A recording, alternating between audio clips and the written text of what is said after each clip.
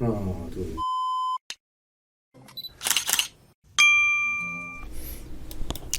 안녕하십니까. GJK 장소입니다. 지난 시간에 이어 오늘도 NX 필트레이션 나노 필터에 대해서 살펴보도록 하겠습니다. NX 필트레이션의 인사이드 아웃 중공 사막은 독특한 제법과 셔킹적인 특허받은 생산 방법으로 생산합니다. 멤브레인의 기본 재료는 PES입니다. 그 레이어 바이 레이어 나노 기술로 만들어진 NX 필트레이션의 멤브레인 기술은 오염된 물에서 미세 오염물질, 색소, 항생제, PFAS, 박테리아 및 바이러스를 포함한 유기물을 선택적으로 제거할 수 있습니다. 지난 시간에도 말씀드린 바와 같이 PFAS는 이제 과불화 화합물로 수돗물이나 잔류성이 있는 이런 물질로 최근에 이제 문제가 좀 되고 있습니다.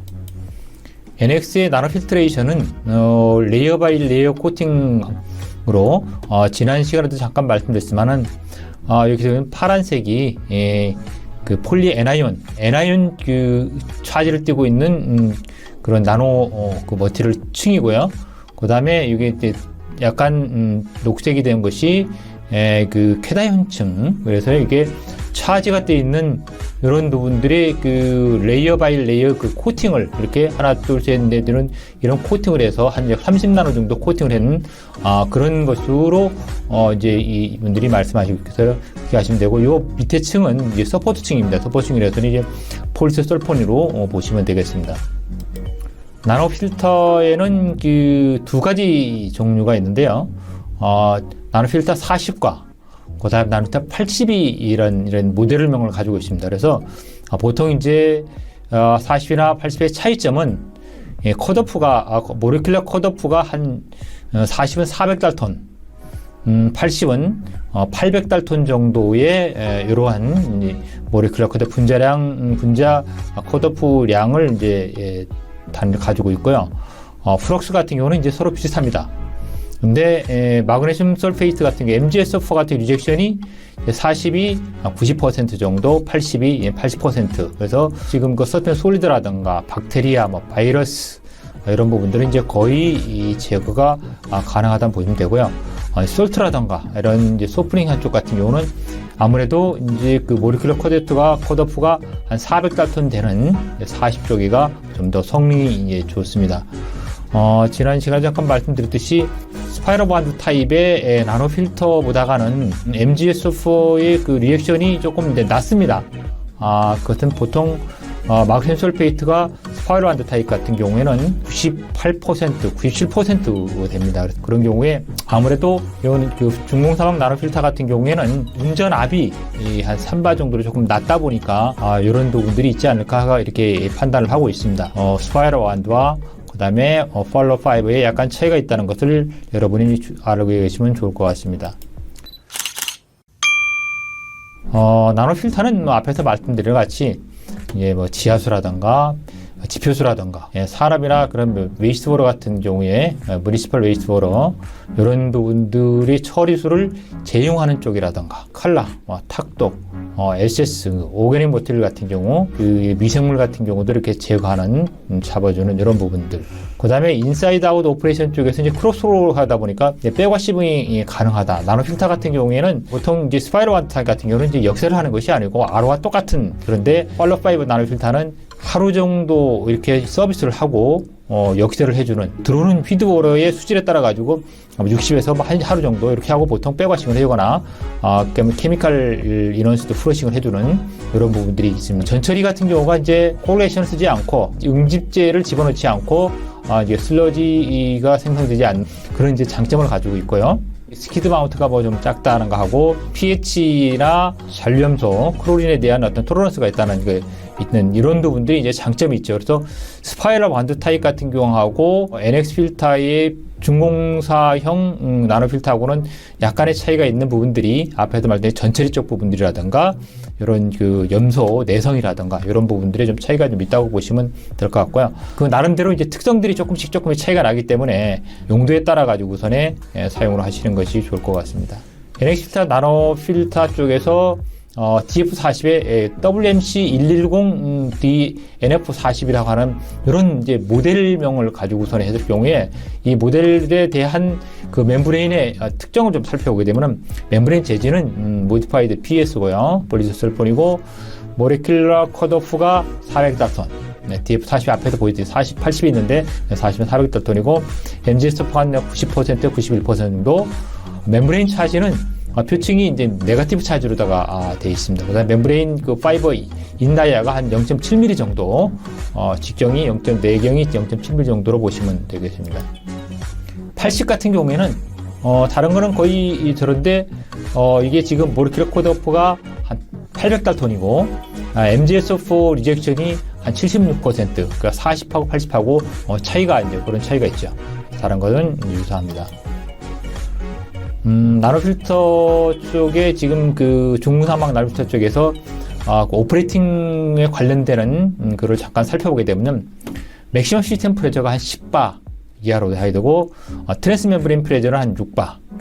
그 다음에 이제 백워싱 할 때 이제 백워싱 하기 위한 그 프레저가 최대 한 6바까지, 보통 일반적인 필터 같은 경우에는 한 3바 정도 이렇게 하는데, 여기서는 좀 높이 백워싱을 할 수 있다. 이것이 아무래도 트랜스 멤브레인 프레저가 높다 보니까 아마 이 백워싱 프레저도 이제 더 높게 적용할 수가 있다고 보시면 되겠습니다. 템퍼레이처 같은 경우에 40도, 다른 것들과 거의 비슷하죠. pH 레인지도 2에서 12. 그 다음에 이제 클리닝 하는 경우에 1에서 13, RO 시스템이나 나노, 당연히 스파이럴 안템 나노나 거의 비슷합니다. 그 크로린 컨센트레이션 같은 경우가 액티브 크로린 컨센트레이션이 상당히 높죠. 이 부분들이 우리가 지금 하는 그 PA 멤브레인의 스파이럴 와운드 타입의 나노 필터하고는 이런 부분들이 좀 차이가 좀 있다고 보시면 되겠습니다. 그 다음에 크로스로 벨로시티가 0.1에서 1 메타퍼세크 정도, 이 정도 하는데, 이 부분은 스파이럴 와운드 타입에서 브라임 사이드 쪽에 미니멈 유속 유량하고 비교를 해보시게 되면은 되실 겁니다. 그래서 거의 비슷할 거라고 생각이 됩니다. 그래서 이 부분들은 절대 있다 보시면 되고요. 피드 오러의 스펙을 잠깐 보시게 되면 TZS는 이제 300ppm 이하, 그 다음에 탁도는 한 150N 이하, 파티클 사이즈는 150 마이크론 이하, 이렇게 들어오게 되죠. 이런 부분들도 인사이드 아웃의 중공사막 필터 쪽 부분들의 그런 부분들과 비슷합니다. NX 필터의 나노 필터 중에서는 모델이 이제 두 가지가 있는 중에서 4인치 모델입니다. 4인치 모델을 보게 되면 모델 넘버가 WMC110DNO80 같은 경우에 한 14.7m 자생 정도의 유효명 면적을 갖습니다. 80도 맞는데 이게 4인치 모델 자체가 한 14.7m 자승의 유효방 면적을 갖는다고 보시면 되고요. 전체 길이 같은 경우는 보시게 되면 여기에 L4가 있죠. 그래서 한 1674mm 정도 이렇게 보시면 되겠습니다. 똑같고요. 요거는 이제 8인치 모델입니다. 8인치 모델에 가서는 WRC200D 나노 필터 40 해가지고 인테그레이티드 랩 디자인으로 이렇게 나오게 되는데, 이때 이제 8인치 모듈을 망면적은 유효망면적은 80m 자승 정도 됩니다. 그래서 다른 사이트는 그 다음에 뭐 L5 같은 경우라든가 보시게 되면은 2040mm 한 2배 정도 되죠. 실질적으로 모듈은 L1 보게 되면 1534. 그래서 이런 것을 기준으로다가 여러분들이 뭐 디자인할 때 고려하시면 좋을 것 같습니다. 이 부분은 그 온도와 압력의 제한치에 대해서 차이가 좀 있다고 하는 것을 보시면 되겠습니다. 그래서 WMC110DEFD 나노 필터니까 요 지금 120 같은 것은 보통 이제 4인치 모듈을 이제 주로 많이 얘기하는데요. 어쨌든 이 모듈은 4인치나 8인치나 모듈에서 보게 되면은 온도가 맥시멈 피드 프레저는 여기서 보게 되면은 온도가 한 20도일 때는 한 10바까지가 되는데, 온도가 높아지게 되면은 멤브레인 부분들이 이제 그 내구성이라든가 이런 것들 때문에 온도가 50도인 경우에는 실질적으로 4바 정도밖에 맥시멈 피드 프레저를 적용할 수 없습니다. 그러니까 운전 앞쪽도 온도에 따라서 피드 보러의 온도에 따라 가지고서의 차이가 있다고 보시면 되겠습니다. 맥시멈 트랜스퍼 멤브레인 프레저도 똑같습니다. 보시게 되면은 20도를 기준해 가지고는 한 6바인데, 그 아까 앞에서는 맥시멈이 그 6바였거든요. 그래서 그 이제 온도가 높아지게 되면은 더 떨어진다고 이제 적용하는 것을 낮춰서 운전을 하셔야 된다고 보시면 되겠습니다. 그래서 맥시멈 템퍼레이처 뭐 이렇게 보시게 되면 이 부분에서도 이제 10도에서 차이가 있는 이런 부분들이 있으니까 그거에 따라 가지고 앞에서 보던 맥시멈 피드 프레저와 트랜스 멤브레인 프레저 이 부분들을 잘 고려하셔가지고 하시는, 그러니까 온도가 높게 되면 한 20도 이상 되게 되면은 기본적으로 나가더니 운전압이라든가 시스템의 압을 좀 낮춰서 운전하셔야 됩니다.